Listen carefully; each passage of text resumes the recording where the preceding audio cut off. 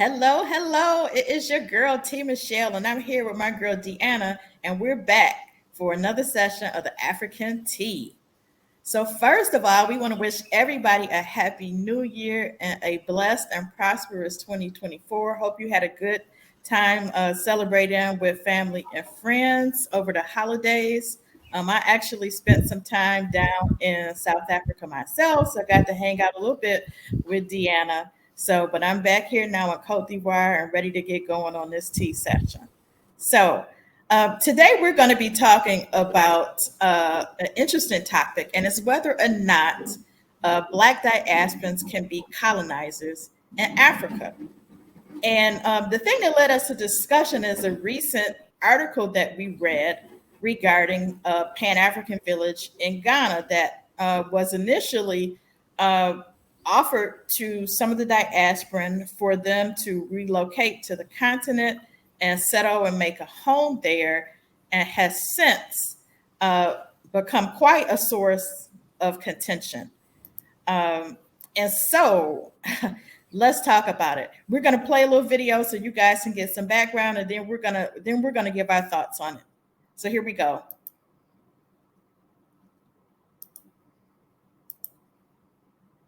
4 years ago, Ghana launched a campaign to welcome people from the African diaspora back to the continent of their ancestors. The country has even created a settlement offering free land to transplant so they can build homes and businesses. But as NPR's Emmanuel Akinwotu reports, that settlement has become a source of bitterness. Dozens of houses are dotted across PanAfrican Village, a rural settlement enveloped by miles of lush farmland and palm trees near the Atlantic coast. Nobody has ever lived there before. It was idle land. Lenville Skyers says he was the first to settle here 3 years ago and says he'll never leave. We meet in the lounge of his 6-bedroom home and guest house. I was born on the island of Jamaica, a couple months before 1950, right? So I'm an old man now, or oldish. He lived and worked in Canada for over 40 years, but never felt he really belonged. We as blacks and native people are regarded as second-class citizens. We've reached a stage now where there is an option to find land, countries where you can be totally free. So when he retired, he considered starting a new life elsewhere. And then in 2019, Ghana's president, Nana Akufo-Addo, launched a major campaign. Fellow Ghanaians, we have dubbed this year the Year of Return. The Year of Return was a call to the African diaspora to come back to the continent and to Ghana. Thousands of Black people like Skyers arrived, encouraged to visit or even settle. Then he found out about a project offering free land in a settlement within the town of Asebu, along Ghana's Cape Coast. So we're walking through a dirt road that parts through this 5,000-acre expanse of lush farmland. That's PanAfrican Village. That's a diaspora settlement donated or offered by a local traditional ruler to any Black diasporas wanting to come back to Ghana. All around me, there are clusters of homes that have already been built and many of them under construction, dotted all across this vast expanse of land. Moyen Vivili is among a small community of people living permanently in PanAfrican Village. She was born in Jamaica and then lived most of her life in the US. Then she moved from Atlanta, Georgia last year, and soon after, she says she was given a new title. My name is Na Boaforiena Oyen Mempese Tulu the First. My title is Diaspora Development Queen for Ghana. I meet her in her living room, sitting on a wooden throne, her feet on a stool that rests on a lion skin rug. She's dressed in kente fabric, traditional Ghanaian clothing draped over her shoulder. She says she was crowned by chiefs from the Ga ethnic group. I was concerned about my retirement, and the money that I was going to get for my Social Security could not pay a light bill or water rate. But things turned around on a visit to Ghana. She acquired 2 plots of land and built a large 2-story house last year. It was a salvation for me. I felt free. I ask her what she thinks about life here. In Ghana, people are humble. They don't need much to live. Food is the most important to a lot of people in Ghana. You understand? Okay, so they don't even need a fork. They use their hands. I mean, it sounds like poverty, but when you think about it, how much do we really need to survive? A lot of local people that we've spoken to feel like the diaspora have an advantage over them when they come here because they have foreign currency, they have access to land that they don't have access to. Yes, they should own. If you're here as a Ghanaian, you should be able to own your own land and build your own home. So it's not our fault. We didn't get anything free. So basically, some of the backstory regarding this Pan-African village is that there are some villagers who say that some portions, some acres of this land was taken from them by the traditional chief, and that they had been farming on that land for multiple generations, that it was taken from the chief, given to the diaspora, and they were not paid or given any compensation for their land. So they are essentially claiming that they've lost the land, they've not gotten any compensation whatsoever, and essentially that they've lost their livelihood. And so it begs the question, can Black diasporans be colonizers in Africa? What say you, Deanna?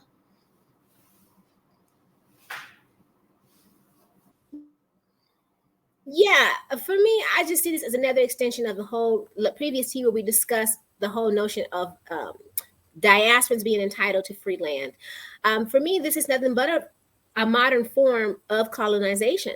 Just because someone possibly had an ancestor or two from Ghana in general, or from that region 5, 6, 10, 15, however many generations ago, should not make them entitled to partake in something that's called a Pan-African Village, even if it was set up with the approval of a local chieftaincy or whatever. Because if we get honest, not all people who came to Africa, to the Americas, whatever, were sent over by the kings and queens of Europe. Some of them were prisoners. Some of them were paupers. Some of them just was the Americas was founded on those who didn't want religious persecution.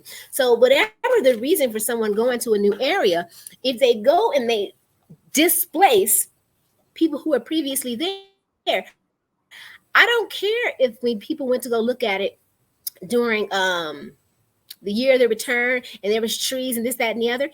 If it belonged to someone and all they did was have trees, maybe they was harvesting bees in their trees. I don't know, but it's theirs. So I don't think to me, the whole notion that because it looked like no one was farming or no one was doing anything, that in itself is colonizer behavior to me.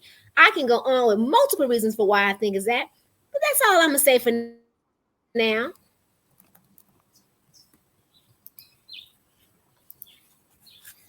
Well, I absolutely disagree. I mean, I think that it's absurd to call these people colonizers. These people were invited to Ghana. There was a whole village and land established for them. And so they didn't come there and take anything. I'll say this. I was actually in Ghana for the year of return, and I was at PanAfest when this whole project was announced. And it was presented to the diaspora as, this is a project that we're offering for those who want to return to the continent, who want to settle here in Ghana. And there were certain conditions, which was to assist with the development of the Asebu village. And there were quite a few of us who actually went out to see the land. There was a huge contingent of Jamaican people there. So it actually isn't surprising that a lot of these people that took advantage of this land actually are Jamaicans, and particularly since most of them tend to have some type of DNA connection. But in any event, I think that to compare people who have been invited and who have had land provided and given to them to people who come to a country from somewhere else, essentially take over by force um, and terrorize the people on land, I think it's just vastly different. These people are coming there. Most of these are retirees. They're trying to live out their last days in peace. And if anything, they are victims just as much as uh, the people who are claiming that their land was taken. It was never, ever, ever told to the diasporan that this project involved land or acres of land that were going to be taken from other villagers. Um, and so they came there as innocent people, who took advantage of an invitation and land that was offered to them. So to equate them to colonizers, I think is just really wrong and just beyond the pale for me. Okay. First, when Europeans first started going to African Americans, Asia, wherever they went, they didn't always go in with force initially. They went in being nice too, right? But they still felt there was ear for whatever reason. And for me, I've been looking at the situation before Year of the Return. And there have been several Pan-African villages where people from the diaspora, again, will go to an area. They want to live separately. So if you really were trying to be a part of the people, to me, it would have been a mixture, right? So I can't always just go with, people didn't know. But let's go with that. Let's say they did not know initially. Now they do. And there are only 2 or 3 structures built from what I was hearing. So if that's the case, and they know this stuff is contested, why are they still insisting that they should be entitled there? Whether they think they were invited from the beginning by a local chieftaincy, whoever the case may be, they know today. And to me, they're sitting there complaining about being treated as a second-class citizen in Canada, not having money for this or that, but they're not taking into account that they're essentially restarting that, making people who are already there second-class citizens in their ancestral land. That's how I see it. And to me, that does fall into colonization, whether they got black skin or not. They are Westerners coming from a foreign land with no recent ties to the area, feeling that they should be entitled to something because they're diasporans and they received the invitation from somebody, for all we know, could have been paid. Like when you look at this, especially in Ghana, where they have them, where they were installing different people, you still see people get up outraged when they see them installing Chinese people, installing this one. For me, there's no difference. I don't care if you have an ancestor who might have been from someplace a long time ago. No, you have to start taking into account the people who are already there. And then I always say this one, just because let's say somebody who could find that they had some recent tie, let's say last 5-6 generations, right? Because there were some people who, left in the last wave of people coming out of the continent. Even then, who's to say that they would be from a family that would be land owning, given the amount of people who don't have land, given the amount of people who don't have jobs, etc. So now, because they're a diasporan, they should now be able to come in and be placed above everyone else. For me, I see it as it is. I know it may not be a popular opinion, and it's difficult because it's not the only area that I feel that Black Americans or Jamaicans, etc., can feel that they are doing something that if we saw a white person do it, they'd be like raising an eyebrow and calling it colonization. But that's just my opinion. Well, I'll say this. You can't have it both ways.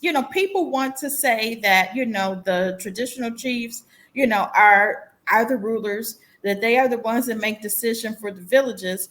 And so this particular chief made a decision that for development reasons, for historical reasons and ties, that he felt like they should be welcoming to people from the diaspora.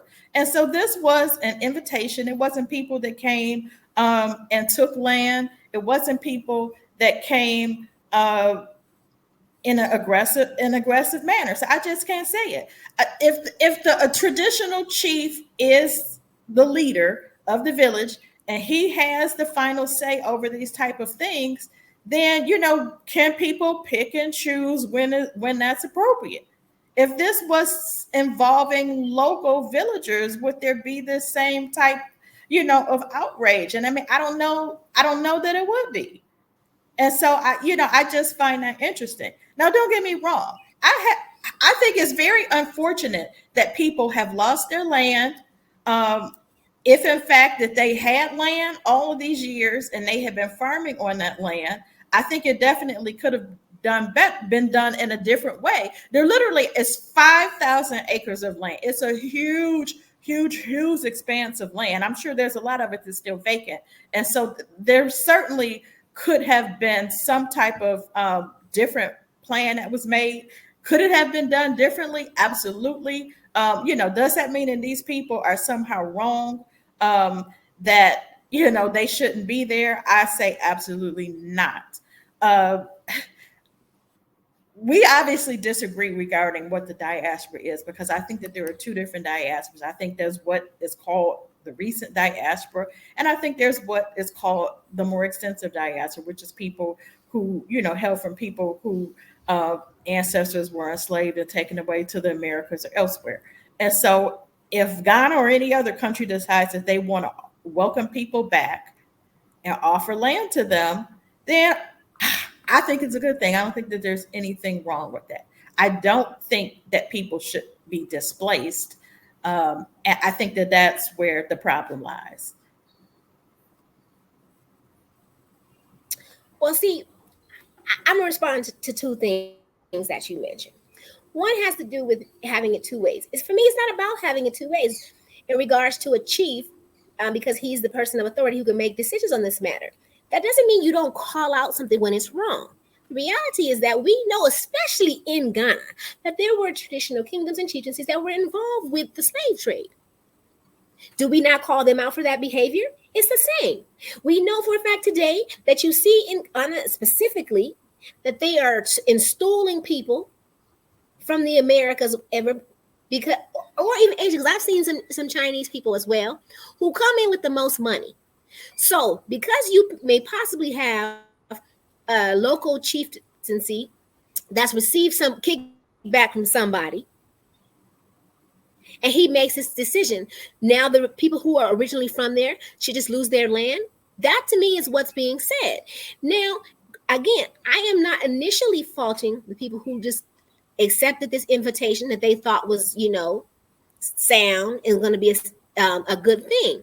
But today they know that it's not. Today they know it is contested. Today they know that people are not okay with this there. But yet they still feel entitled to it. And that to me is colonizer behavior. Whether the local chief says it's okay or not. And to me, that is something that we really have to look at. And like I said, it's not the only area for me where quote unquote diasporans can be colonizers. Another area that I see that with has to do with a lot of times you see this whole savior complex. When we see white people doing it or whoever come in Africa doing this, people don't have a problem with it. But when they have a problem with it. But when it is someone who is American or from the Caribbean or whatever, then they always automatically try to rationalize it as being okay because we have black skin. But the reality is that when they're there, the local population are not seeing them that way. They see them as the Westerners that they are, or that the foreign people that they are. And so I think that kind of thing has to be taken into account, whether you want to call yourself a diasporan or not. The reality is on the ground, you are seen as something different. So how you act must be looked at first to the fact that you are a Westerner or someone coming from the Americas, the UK, etc., with a different level of money. Well, what I'll say is this, is that it's interesting that, and I mean, we've seen this happen in Ghana and elsewhere on the continent multiple times, is that the land doesn't really seem to become an issue until there are structures that are built upon it. You're talking about diasporan people who have uprooted their life, who, have probably sold everything that they had, and wherever they were living. They brought their funds to Ghana. They've spent money to build structures on this land. And then now all of a sudden, it's an issue. This project was announced this was 2019, I believe it was, when the project was first announced. It was in discussion in the villages even before then, because this wasn't something that just the traditional chief was involved with. There was a whole group of people who were involved in these discussions. So it wasn't anything that was sprung on anyone. People were well aware of it. And if there was a problem, people should have been raising the alarms and doing all of this beforehand. I just think that it's quite interesting that people wait until people have built structures and spend their money, and then all of a sudden they want to complain about people building on this land, when it was clear from the very beginning that that's what was happening. It was offered to the diaspora so that they would come there and build on the land. So that was never a secret that that's what people were going to be doing. I'm not going to sit here and co-sign people having land taken away from them, but I also, when I say that, I mean the villagers. But I'm also not going to co-sign people basically losing, all of their funds and investment and having their lives completely uprooted again. I think this is something that can be discussed and handled in the traditional way that it usually is, and that people, can be given land if they want to farm, that they can be given land to do that, and that people can all live there in a peaceful manner, because that was the original intention all along. See, I'm going to be honest with you, and maybe I have a different stance because I'm married to somebody from a traditional kingdom. And one thing we always discuss is how people assume that in 2024 today, right, that everybody has access to certain things. And the reality is that, and it's just my opinion based on what I've seen, it is very possible that people in this village were not aware of all of these things of the project.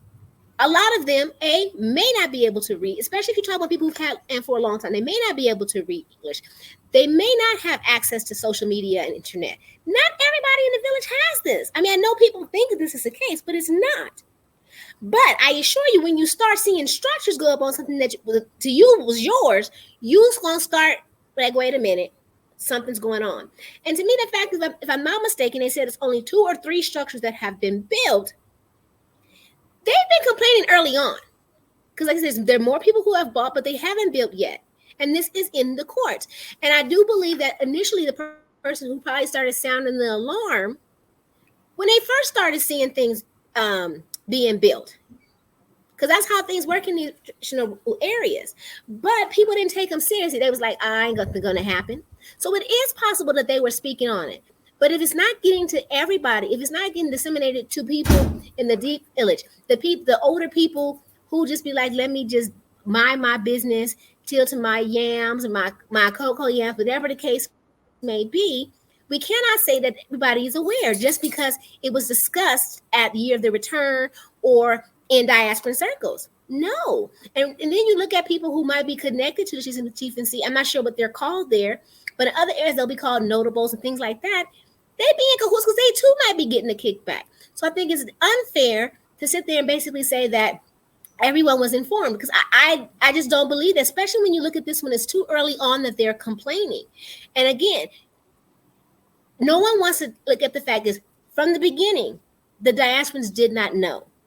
But today they know. And the fact that it's in court and NPR know, that means they've known for a minute, let's say probably at least a year, that the people are not happy. Why are they still insisting that they have a right to be there?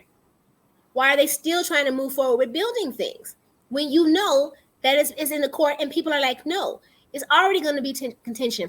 I look back I think it's maybe 6-7 years ago now. There was 2 Black American ladies, if I'm not mistaken, who were killed in Ghana over some, again, tribal land where the community was not okay. And I think people need to start respecting the fact that a lot of people in these areas are not aware. And then two, if you're really trying to be something peaceful, it's not going to be separate. You cannot build your own Pan-African thing separate from the people if you're really trying to say that you're trying to come together and do something together. That's creating basically a separate but equal situation where the local population who's been there forever will never be equal. Well, what I can say is this, is that like I said, I was there in Ghana. I was there at the village, walked the land and talked to people there. And what I can tell you is that for the vast majority of people, this was no secret. There was a lot of fanfare that was involved with this. There were dignitaries who were there. And this was a negotiated process. Now, I don't know what type of money that changed hands or if that happened, but I can tell you that this was not something that was just sprung on anyone at the last minute. I know that there was discussions that was had between the government, between this, traditional chief, and there were even some diasporan peoples who were involved in this. And there was like discussions that were going on in the village. And we all know how small time villages are. People hear everything. People talk. People know what's going on. So this idea that everybody was just ignorant and nobody knew what was going on, I'm just not buying it at all. It's a mess. I mean, I'm not going to dispute that. But this idea that people should stop everything that they're doing, that they should stop building structures. There's 5,000 acres of land. There's no one saying that all 5,000 acres belong to these villagers. I think there are specific portions of acres that may be in dispute, but the entire parcel does not seem to be in dispute, first of all. And secondly, it is, like I said, it's an expansive portion of land.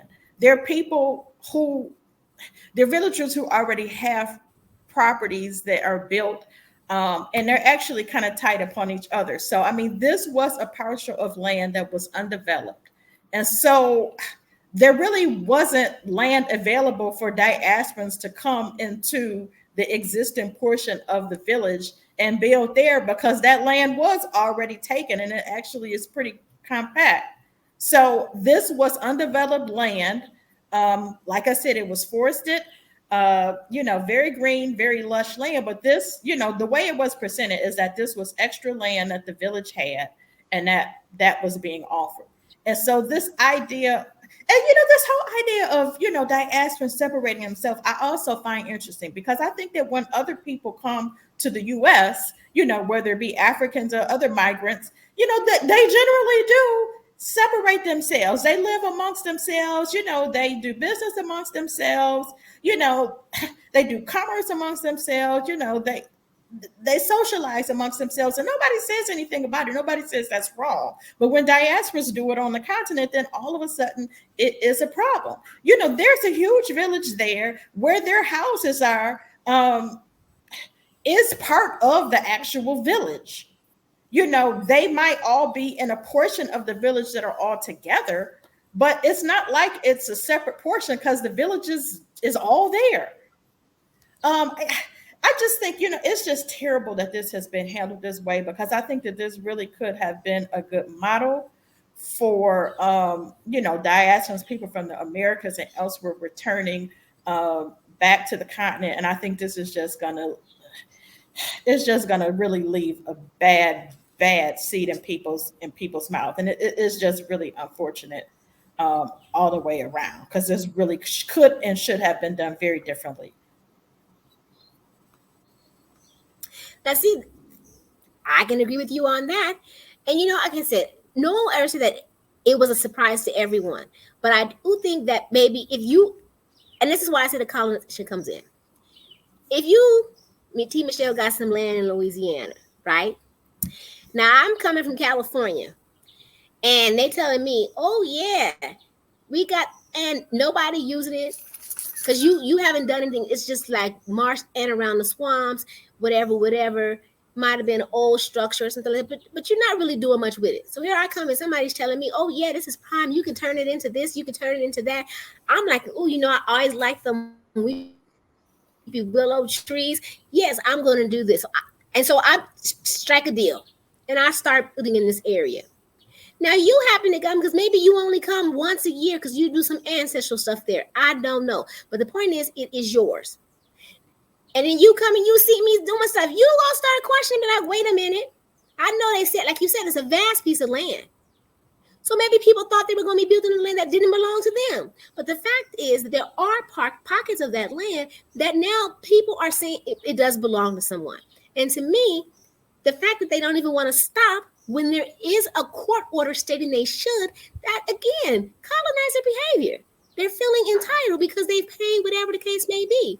For me, and that is my issue. I don't have an issue if, like I said, the area wants to and to someone. From my stance, it really should be somebody who has proven ties to a certain area. That's just me. But even without that, if there's an area that decides they want to do something like that to welcome people who feel like that is their homeland, great, but not at the expense of those who are already there.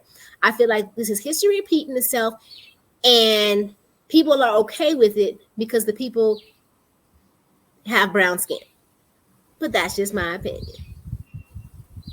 Well, that comes to the end of this session of the tea. We can't wait to hear your opinions on this topic in regards to can diasporans, not recent, we talk not first, second, third, but the broader sense of diasporans, be seen as colonizers on the African continent. We hope you've enjoyed this session of the tea, and remember to like, subscribe, and share. Even if you didn't like it, it's okay. See you on the next session of the African Tea.